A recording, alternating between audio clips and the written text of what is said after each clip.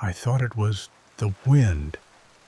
It had been raining for 7 days straight, a relentless, suffocating downpour that turned the streets into rivers and the air into something thick enough to choke on. I was walking home from the late shift at the diner, hood pulled tight against the storm, when I heard it. "Help me." A whisper, barely audible, beneath the drumming rain.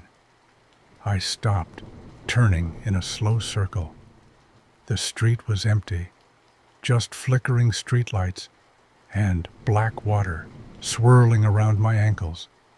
Then it came again, closer this time. "You have to listen." Not from beside me, not from behind. The voice came from inside the rain itself, as if the droplets carried words instead of water. I ran the rest of the way home. The next night it happened again. I took a different route, avoiding the stretch of sidewalk where I'd heard the voice. But the rain followed me, and so did the whispers. "She's lying to you."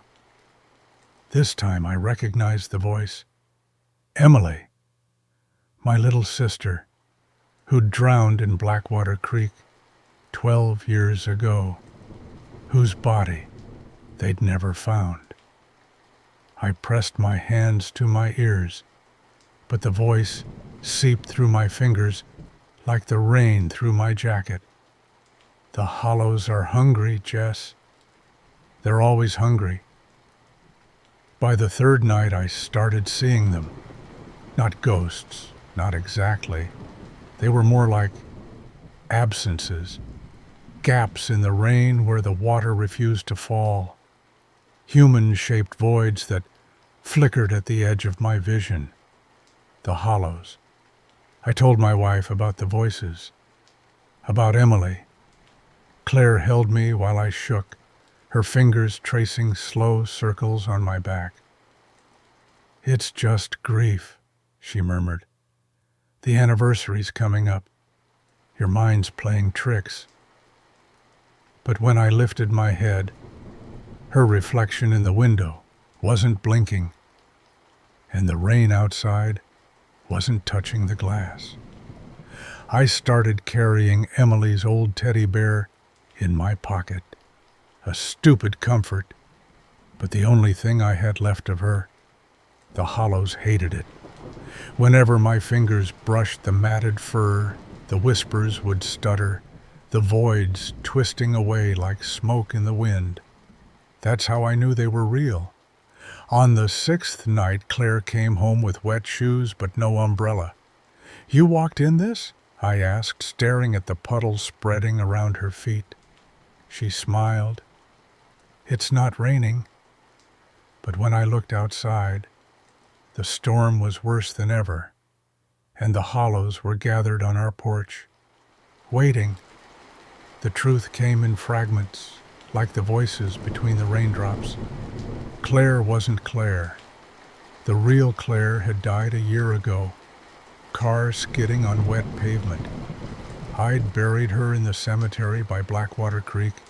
This Claire, this thing, had come out of the Hollows, out of the rain. "They take pieces," Emily's voice whispered as I backed away from my not wife. "Memories, faces, love. They hollow you out, and we're what's left." Claire's smile stretched too wide. "You always were the smart one, Jess." I ran, out the back door, into the drowning night. The Hollows pursued me, their void bodies parting the rain like knives. I could hear them laughing, a sound like ice cracking, like bones breaking. Emily's teddy bear burned in my pocket. "The creek," her voice urged. "Hurry!" Blackwater Creek was swollen with storm water, the current gnashing at the banks like teeth. I fell to my knees in the mud, clutching the bear. "Throw me in," Emily whispered, and I understood. The hollows had taken her body, but not her voice, not her love. The teddy bear was the last tether, the last real thing in a world of stolen faces. I kissed the matted fur, then let it fall.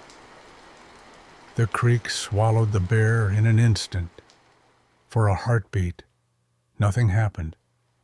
Then the rain stopped, not slowly, all at once, as if someone had turned off a faucet. The hollows shrieked, their forms unraveling like smoke in the sudden silence. Claire, the thing that wasn't Claire, reached for me.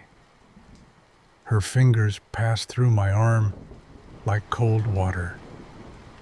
And then she was gone.